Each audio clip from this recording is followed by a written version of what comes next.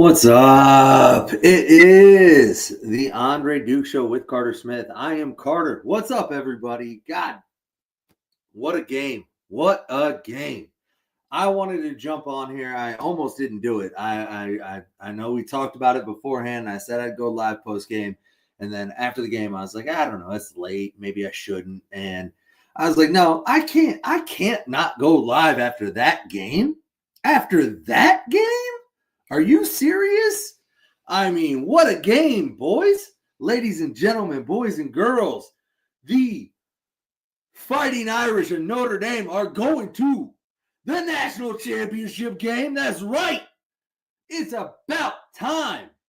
I mean, I am losing my mind, guys. I had to get on here and chop it up with y'all because absolutely. Let's get to it. What a game. What a game is right, Savvy. Duke's in the chat. He's a little busy right now. Go freaking Irish. Amen, man. Go Irish. We did. Yeah, absolutely. Against every odd. Yeah, let's talk about them odds, man. What? There was some questionable no calls and all that. I don't know what was going on. I'm not here to say there was a fix-in or anything, but I'm just saying. Drew Aller threw 3 picks. Only one of them counted. Hey, I don't know. But, hey, what a game, boys. What a game. And we're going to break it down. I'm going to talk about it a little bit. I wanted to get in here. I wanted to chop it up. And it was, I mean, could you have asked for anything more? We got a Steve Angeli sighting. Steve Angeli came in at the end of the first half.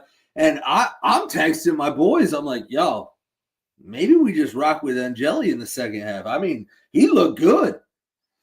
Outside of not knowing that he was about to get messed up from behind and almost fumbled the football and gave it up, I mean, he gave us a little spark there. And I think that was needed. And so, and then Knapp goes down.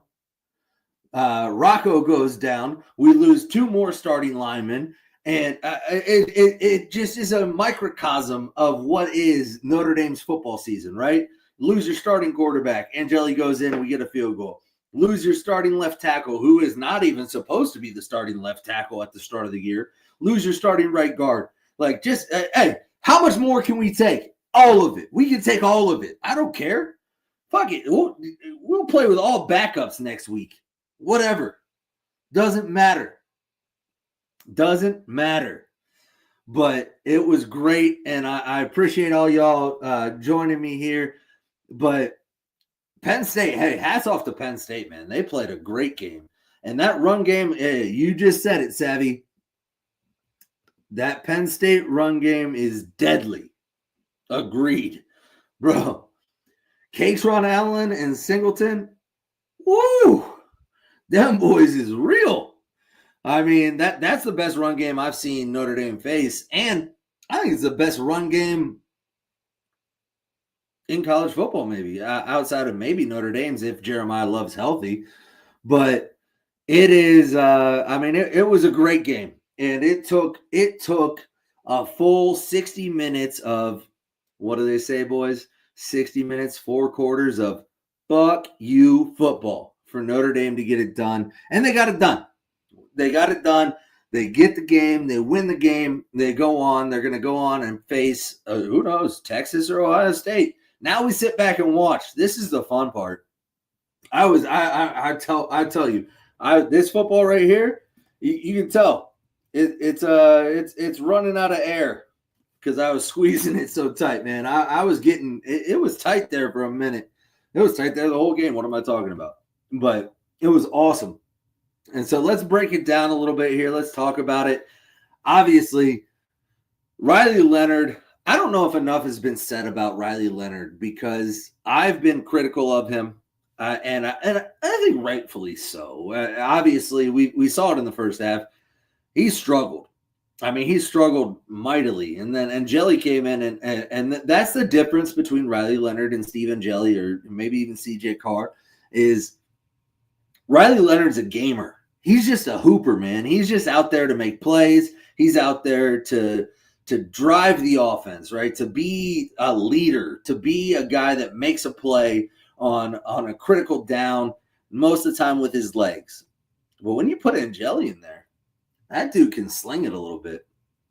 He can throw some dots. And so it was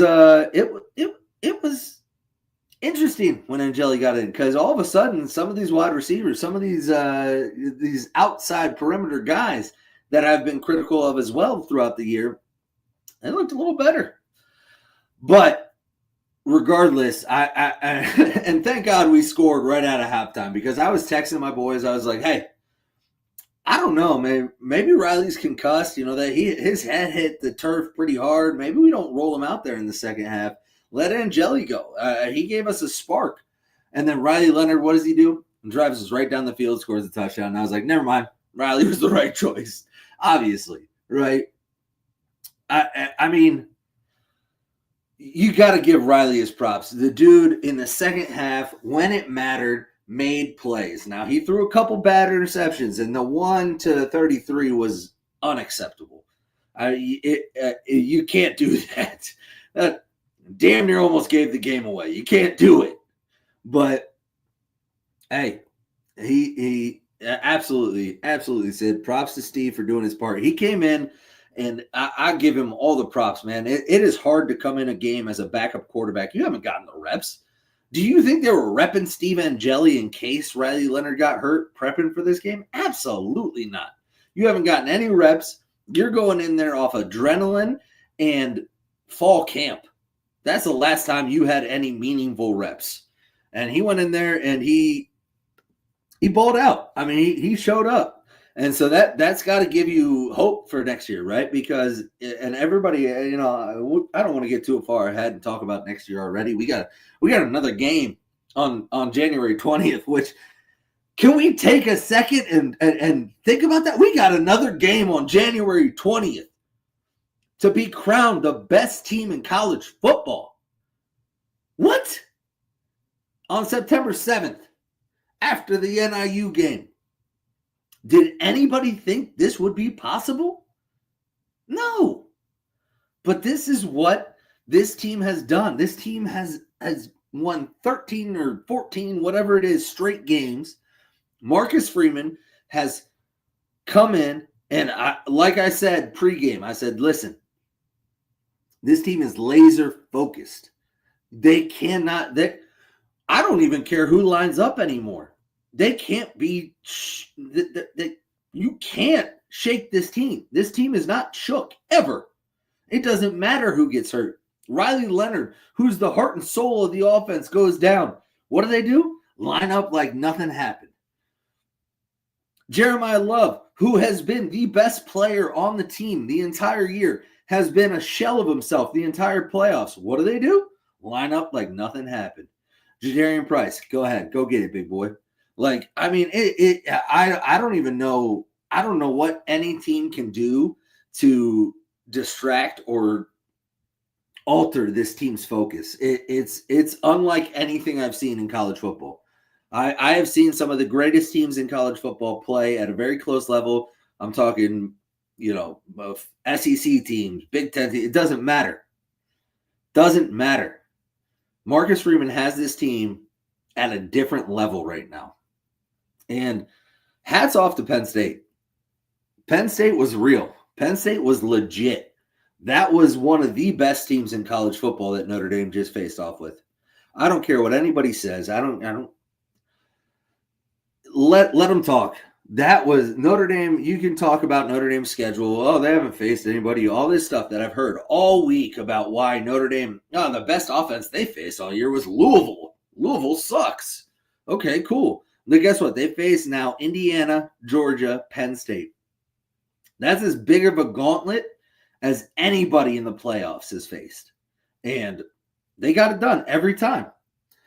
And it's a testament to what this coaching staff has put in place, because could you imagine, just take a second and imagine this team if they were actually healthy. Imagine this team with Benjamin Morrison, with Riley Mills, with Jagasaw at starting left tackle like he was supposed to be to start the year, with all these people that are just nowhere to be found. Is this defense not one of the best defenses in college football right now? Absolutely it is. And they're missing, I don't know, 50% of their starting defense from week one. Like, it is ridiculous. It is absolutely ridiculous. Oh, this is a good, yeah, absolutely. The depth of Notre Dame's roster is, and that's something that people don't talk about enough. The depth of the roster, and you know where depth comes from is recruiting. And I've been critical of Marcus Freeman in recruiting, not getting the big name guys, not landing the big fish. But you know what he's done a great job of? Is making sure that when a guy goes down, there's somebody who's ready to go. And there's like 3 or 4 of them. The depth of the roster is ridiculous. Marcus Freeman is 33-9, and he's starting 0-3. That is wild. That is wild to think about. So he's 33-6 since starting 0-3. And outside of Northern Illinois, obviously, trying to think of his 5 losses, but I mean, Ohio State's in there. Like he just wins, man. He just wins, and he deserves all the praise he's getting. Obviously, he's won a few Coach of the Year awards. He's won all these postseason accolades, as he should. The job he's done this year is second to none. And if you go back deep enough into our archives on this channel, you will hear me saying some very negative things about Marcus Freeman after the Northern Illinois game. I've owned those. I accept them. I was wrong. And he is by far one of the best coaches in college football. And I don't know the number that they signed him to get him to sign an extension, but it was worth every penny. And I mean, when you look at this was just a dogfight. You look at the game, I mean, third down efficiency, Notre Dame 11 of 17. One of the best games they've had all year on third down, 11 of 17. I mean, that's pretty good. And the defense held Penn State to 3 of 11. I mean, when we talked about this game, we talked about the defenses, right? Penn State's defense, Notre Dame's defenses were going to be the key to the game. And I talked about efficiencies. Third down, red zone, and turnovers, right? Those are the 3 things I looked at with this game specifically because they were so evenly matched. I mean, when you look at it, the running games are evenly matched. Penn State was a better passing team, except for tonight. They weren't. And all of that. But third down efficiency, 11 of 17 for Notre Dame, 3 of 11 for Penn State. Notre Dame outgains Penn State 383 to 339. I mean, not an overly impressive performance by either offense by any standard. But I was told all week, well, Notre Dame's never faced an offense like Penn State. Penn State had the number, I think it was 18 offense in the country or something like that. And that's better than anything Notre Dame's faced. I mean, you look at Notre Dame, they faced Louisville was like number 15 offense in the country, put up 400 plus yards. USC was number 25, and they put up over 500. So anytime they face a good offense, this defense isn't as good as you think. Well, they just held the number 18 team in the country in offensive production to under 400 yards. And let's not forget, gave them the ball twice with 2 bad turnovers. I mean, it was, if Riley Leonard doesn't make those 2 throws, this game might be a totally different game. But he did. He made those 2 bad throws. And then at the end of the game, who steps up? Christian Gray. I don't know how you guys feel about Christian Gray. I love Christian Gray. I think Christian Gray is going to be a phenomenal player down the road. He has gotten picked on this year. He is not ready for the position he's been put on. He's supposed to be a cornerback 2 or 3, and he had to step up and be corner 1 because of Benjamin Morrison's injury and then the other kid that left mid-year because of some family stuff.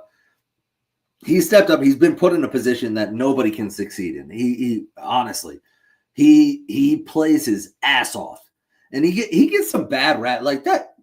I'm sorry, that holding call on him. I get it. I'm not upset about the holding call on him when he had that pick in the end zone. He grabbed him. I get it. It was within 5 yards, and he let go pretty quick. Should it have been called? I don't know. I can understand why it was called. But it seemed to me like, hands on the receiver, inside 5 yards, let go pretty quick, maybe let it go. But they didn't. And if that's how they're going to call it, okay. But then to come back and to get that interception at the end of the game in phenomenal coverage, by the way. Nobody talked about that. Everybody talks about the bad throw Drew Aller made, which I agree. That's a bad throw, and it's not a smart decision. But let's talk about for a minute the fact that Christian Gray was in absolute perfect position. They ran a slant route on him, and he broke on it immediately. I mean, he was in perfect position for that play. And he makes the play. It's not an easy catch. He's diving. He's a tough play. Makes the play and essentially wins the game for Notre Dame, right? They had just gone they had just had to punt. They were almost in field goal range. You're turning around. There's less than a minute to go.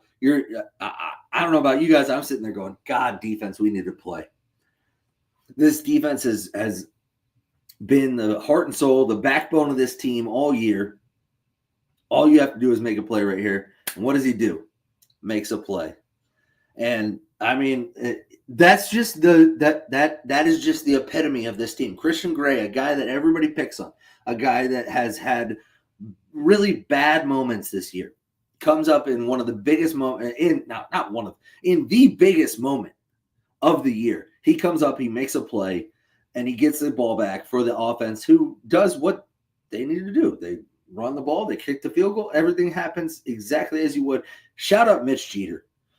Making that 41 yards is not a gimme. And it started to go a little right, and I got a little nervous, I got to tell you, but it hooked right back in there. But it was awesome. I mean, that is as good of a game as you could have asked for. Two heavyweights, two absolute I mean, I don't know if I call Penn State a blue blood, but two blue bloods of college football going at it to go to the Natty. I couldn't have asked for anything else. Let's get to how good is Leonard Moore, dude. Sid, Leonard Moore. That's the next one. Like, I like Christian Gray. I think Christian Gray is a dog. I think Christian Gray has great mentality. I think he's going to be a good player. Leonard Moore is going to be the next Benjamin Morrison. I mean, that is the next guy, and he is phenomenal. Makes some mistakes. He's a freshman, as is expected, but he's going to be a dude. Carson Beck goes to Miami as projected. Yeah, that's interesting. I haven't. Is that confirmed? I haven't seen that confirmed. I think the two teams I've heard so far are Texas Tech and Ohio State, which is interesting. JSC's here to tell us, told you. Told us what? Yeah. Yeah, absolutely. Like Duke said, hey, we got a 250 of y'all in here right now. If you're watching on Twitter, jump on over to YouTube, join the chat with our guys, Sid, Jesse, Disciple, everybody's in here. But hit that like and subscribe button. Go ahead and get us on there. Hit the bell notifications because that way you can see when we go live. Obviously, this was impromptu. I tried to give a little 30-minute heads up on Twitter. But we go live every day, Monday through Friday, usually 7:30. With the kickoffs being 7:30 tonight and tomorrow, it'll be 6:30. But hit that like and subscribe button. We really appreciate it. Helps us out. Let's see. The guy Pelt talked to about the coverage pointed out how good. Oh, yeah, exactly. As he should. The coverage was phenomenal. Adon is a future All-American. I agree. Adon had a great day. That pass interference call on him on the interception by Kaiser was 100% bullshit. I mean, 100%. That was bullshit. I couldn't believe it. I almost lost my mind on that one because here's the thing, and it pisses me off because there was contact. Don't get me wrong. He made contact with the receiver. However, how is it the defender's fault that the quarterback is so bad that he underthrew it by 15 fucking yards and the tight end's trying to make a play on a ball that he can't get to and there's contact? Like that, get the fuck out of here. Throw a catchable ball and I won't make contact. I'll look back for it. But if it's 15 yards behind me, why am I going to be the one that has to, like, that was bullshit. Urlacher's going to be a dude. I agree. Hits like his dad. I hope so. Fuck, his dad. Whew. Brian Urlacher was a G. But I appreciate everybody stopping in. If you have any questions, go ahead and throw them in the chat. I'll be in here for a little bit, chopping it up, looking over the stats. Obviously, turnovers were a huge thing. I said going in, I thought we had to win the turnover battle. Obviously, we did not win the turnover battle, and we still won the game, which is a testament to both sides of the ball, honestly. I mean, the defense stepped up, made plays. Offense did too. But you gotta get those under wraps. You can't lose the turnover battle in key games. Lost time of possession by 8 seconds. Very, very even time of possession. Didn't run the ball. Didn't run the ball well at all, honestly. But I think I said that, and I think that we knew that going into the game. This is one of the best rushing defenses in the country, and they weren't gonna just sit back and let us run the ball, right? Like even Riley Leonard struggled to run the ball, and when that happens with a banged up Jeremiah Love, you have to make plays in the pass game. And I will give him credit. Riley Leonard made plays. Jordan Faison, can we talk about Jordan Faison for a minute? How about Jordan Faison and Greathouse? Both of them stepped up huge and made plays. I mean, I've been critical. I've been critical of these wide receivers all year, and they're stepping up in the biggest moments. I mean, just making plays. That Greathouse double move was phenomenal. Obviously, kid slipped. It was a gimme after that. But don't discount what he did in the route. That route was awesome. And Faison made a big play before halftime with Angeli at quarterback. I mean, Bo Collins was nowhere to be found, which kind of his MO, right? He was an X factor last game against Georgia. I don't even know if he had a catch tonight. Kind of disappointing. I would like to see him be a little more consistent, because I do think Bo Collins is one of the most talented players on the roster, one of the most talented receivers. But let me see this. What did Disciple say? Go back and watch the Purdue footage on Urlacher and listen to it. Yeah. Oh, I believe it. If he's anything like if he's even related to his dad, dude can lay the lumber, I'm sure. But I mean, what else is there to say? But what a game, man! I can't get over it, and you got to think now. We can start talking about it, right? Because I was hesitant to talk about it beforehand, because this game still mattered. We had to win. Obviously, we almost didn't win this game, but I wanted to get this game in the barn, right? I wanted to make sure the hay was in the barn. Now, looking ahead, I mean, I don't love the matchup with Ohio State. I'll be honest with you. That team looks scary for anybody. However, how can you even count this team out at all anymore? Everything they've gone through, everything they do. Jeremiah Smith? Okay, yeah, he's great. Guess what? Somehow, these fucking corners and this defense keeps finding ways to slow people down. It just happens. Okay, so I agree with this comment. That is true. Last year, Notre Dame lost to Ohio State by 2. Very different team, I got to be honest with you. Number one, and it doesn't matter. It doesn't matter. I think Al Golden can dial up a plan, and I think Notre Dame has it doesn't matter who it is. Whoever it is, Texas, Ohio State, I don't care. I'll play anybody. I'll line this team up against the New England Patriots. Whoever, doesn't matter. I will take them to line up against anybody right now, and I promise you, they're not getting blown out by anybody. And if you tell me it's a game and it's a close game late in the game, hey, anybody can win. However, last year, Ohio State was much worse than they are this year.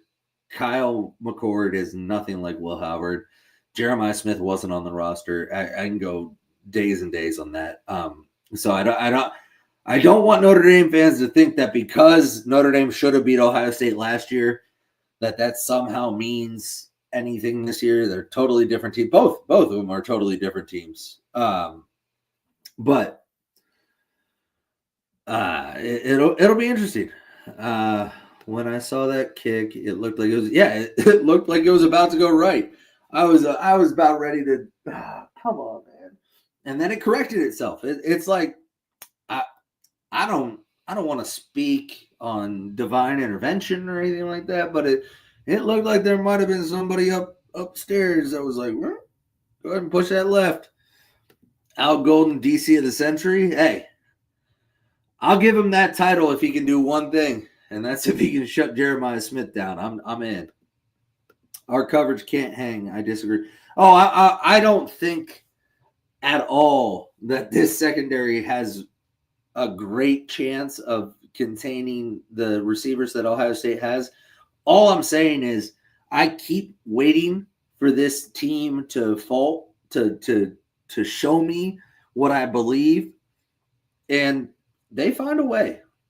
So I'm not ready to write them off. You know what?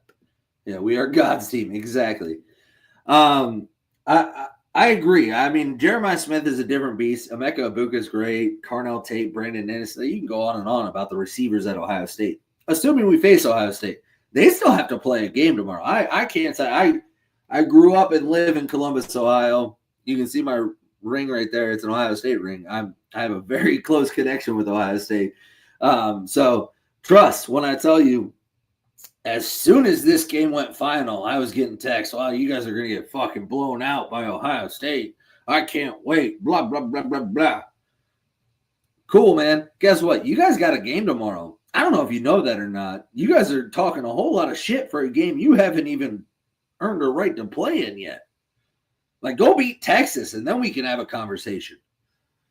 So, Ohio State fans out there, I'm rooting for Ohio State. I think there would be nothing better for college football than an Ohio State Notre Dame national championship game. That would be the best thing ever for college football ever. And I would love it. It would be a lot of fun. I don't know how it would go. Nobody does. I'm going to root for Notre Dame. I think Notre Dame actually has a chance as opposed to what people are going to tell you if it gets to that point. But I'm not naive. I think Notre Dame is gotten to this point a lot based on their just sheer will. And I think eventually talent takes over. And Ohio State, let's just call a spade a spade. Ohio State has a much more talented roster than Notre Dame. They just do. However, talent doesn't win everything. You know who else Ohio State had a much more talented roster than? Fucking 7-5 Michigan. And Michigan won that game. They had a more talented roster than Oregon the first time. Oregon won that game. So it's not like this is the fucking 1970 whatever Dolphins that went undefeated. Like, they've been beaten. You can't beat this team. Now, if they are at the best of the best, if they're at the top of their game, I don't know if anybody beats them. But I'm ready for that I'm ready for that challenge. I'm ready to see Notre Dame take that opportunity. It doesn't matter. I'm good with it.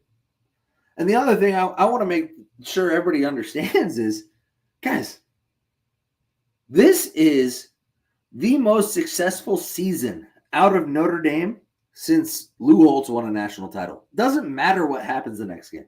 This is the most successful season they've ever had. Marcus Freeman has taken this program to heights that Brian Kelly told you were not possible. That's why he left, right? He went to LSU because he had reached the ceiling. Competing for a national title is not possible at Notre Dame. Guess what, motherfucker? We're in the national title. Where's LSU? How you doing? How you living? Exactly. Take it. Hey, and at this point, and I say this and I don't want to discount what Notre Dame's accomplished. At this point, Notre Dame is playing with house money. However, they've earned the right to be where they are. Don't get it twisted. They aren't some Cinderella story that lucked their way into being here. This is one of the best teams in college football. At worst, they're going to finish the second best team in college football. That's the worst they can finish now. But they're playing with house money because nobody expected this. Nobody expected this. Everybody thought, oh, Notre Dame, they're just going to be Notre Dame. Maybe go 11-1, make the playoff. It's a cute story. They'll get beat up by that SEC school like they always do. Or the big dogs from the Big Ten are going to put – guess what? Guess what? This is not the same old Notre Dame. This Notre Dame team went 11-1 in the regular season, won 11 straight, then beat the third best team in the Big Ten per rankings, the SEC champion, and then the second best team in the Big Ten. So they're on par with everybody else in the country. There's no more of this, oh, Notre Dame, cute story, go play a real schedule, go join a conference, all that other bullshit that everybody likes to talk. It's over. It's over. This is a real team. This is a real program. It is the realest. And hey, now we get to fuck around and find out. We Notre Dame just earned their right to fuck around and find out. And if they lose, okay. Hey, that's just a building block. This isn't a one-hit wonder. This is just building, right? And if they win, fuck yeah. National champs. Well, I mean, what are you talking about?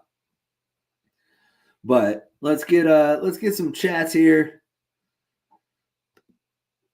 Longtime Irish fan, disciple, we're always the underdog. Exactly, man. And especially recently, like back in the that's what I love. Everybody hates on Notre Dame, like, oh, everybody thinks they're so good. Man, I wasn't even alive back in those days. Like that, you're talking about shit from like the 80s, 70s, 60s, 50s, 40s. Like, since I've been alive, everybody's disrespected Notre Dame. And it's about time. Love the underdog role. Exactly. Hey, I'm not mad at a 14-2 season either, but we ain't even lost 2 yet. So hey, if there's anything I've learned about this team, don't write them off. Don't write them off. I hope it's Ohio State. I really do. And not even like saying I hope it's Ohio State so we can beat I want to see what everybody says is the best team in college football in the Natty. And everybody tells me, and I don't disagree, I think Ohio State's the most talented roster in college football, and they've been playing the best football right now. So I want to see Ohio State, Notre Dame in the Natty, and then we'll see what happens. But who knows? Ohio State football, where did our coach? Yeah, exactly. That's true. Marcus is an Ohio State alum.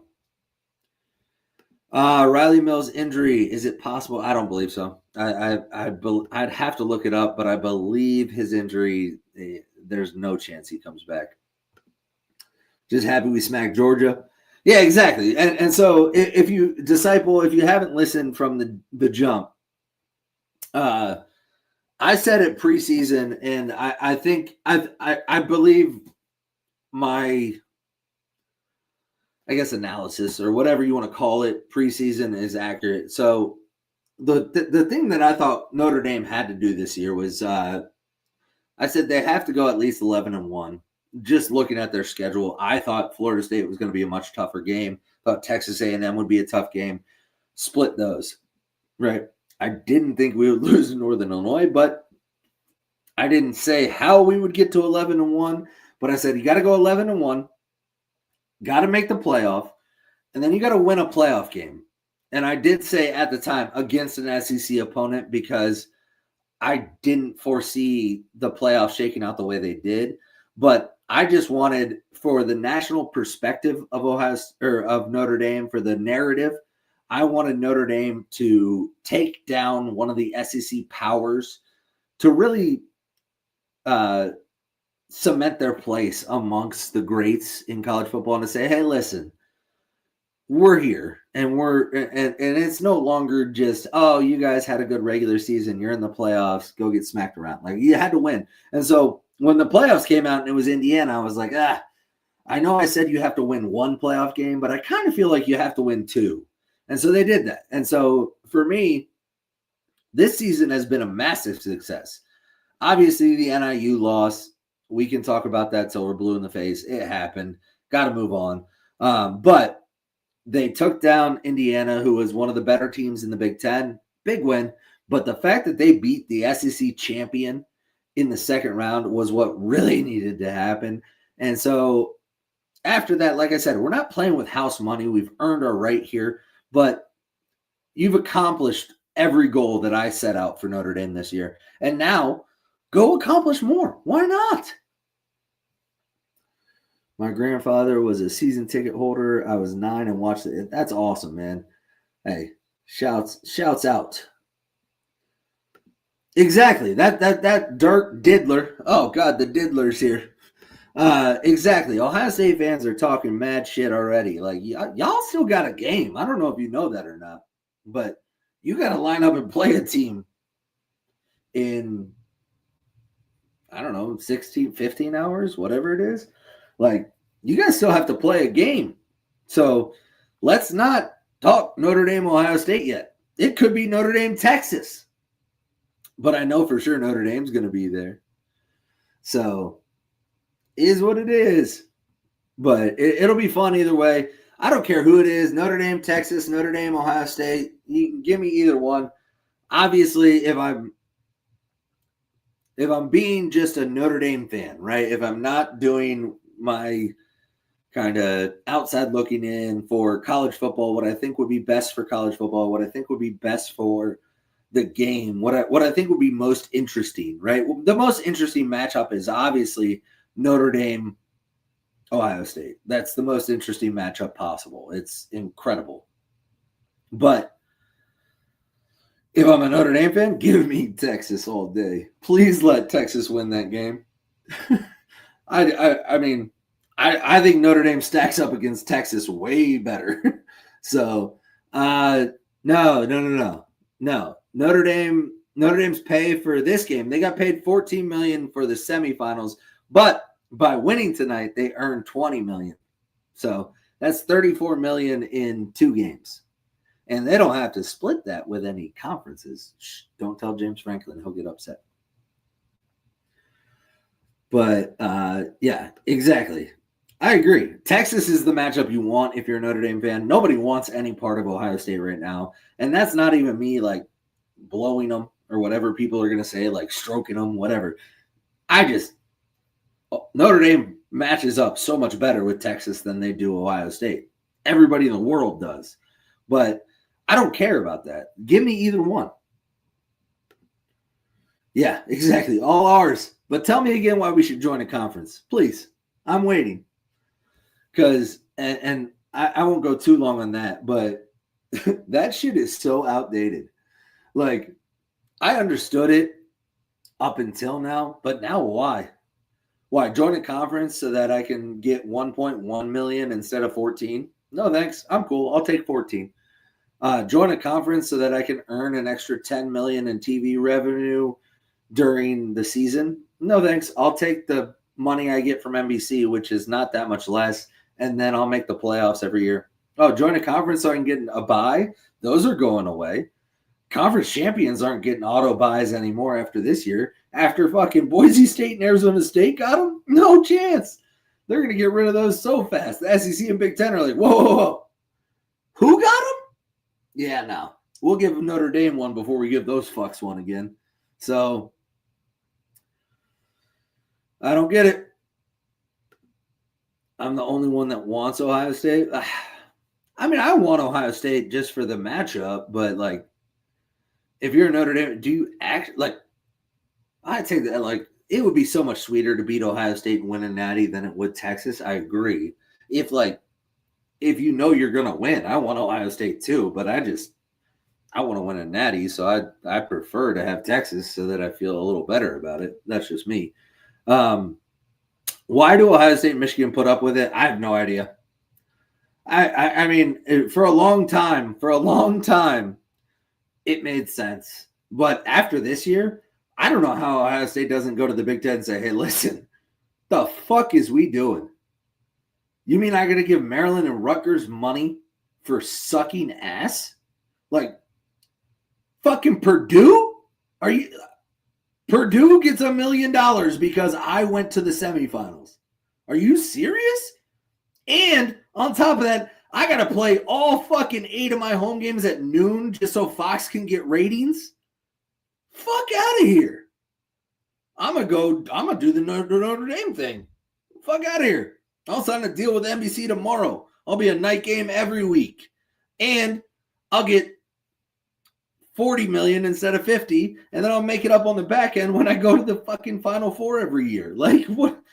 There's no reason why these schools should put up with it. Ohio State Notre Dame would be a ratings boom. Absolutely. That would be the highest rated college football game ever, I believe. Ohio State Notre Dame natty probably eclipses 25 million. Like it would be in NFL range as to who. I know you want revenge. I understand. The problem with revenge is if you don't get it, it's really, really miserable. But Irish have not beaten Ohio State. We're 0-3. Hey, that's true. I would caution you that the difference is I think this Georgia team is a little different than the Georgia teams that Notre Dame lost to. This Ohio State team is not. They are as good, if not better, than every Ohio State team that Notre Dame's lost to. However, like I said, I'm not counting this team out of anything. So if that happens, and listen, I will be watching tomorrow night. We might do a post game show. We'll see. We'll see how it goes. But whoever it is, I don't care. I'm good either way. I want it to be Ohio State for storylines, for all that. I want revenge. I want Marcus Freeman to put 12 people on the field the first play just to say, fuck you. We get an extra guy this time. Like, whatever it is, I want all the storylines. That's awesome. And I hope if it happens, buddy,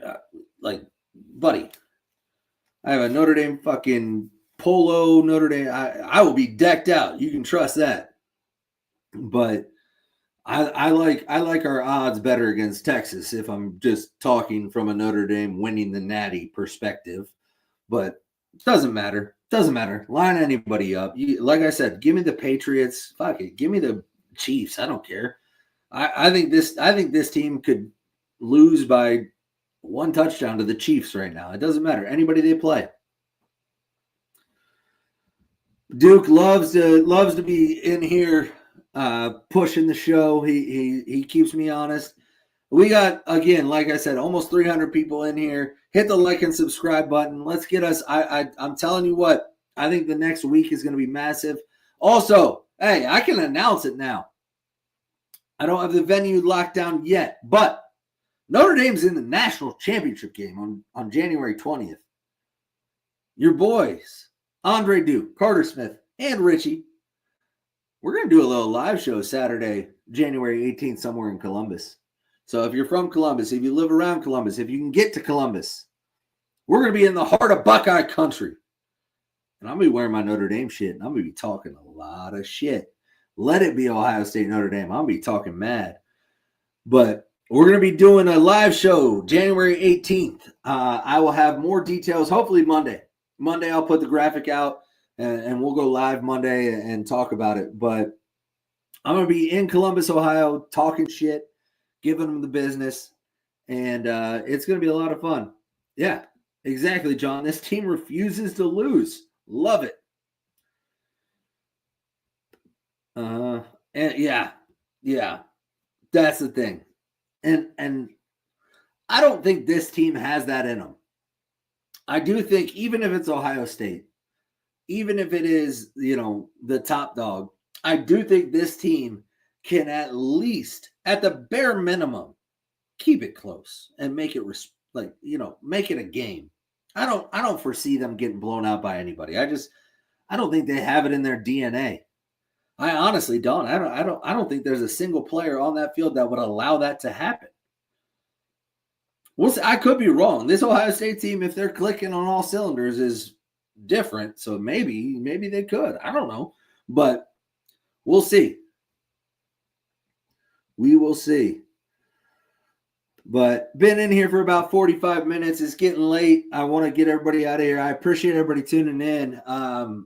Like I said, join us tomorrow, 6:30. We're going live.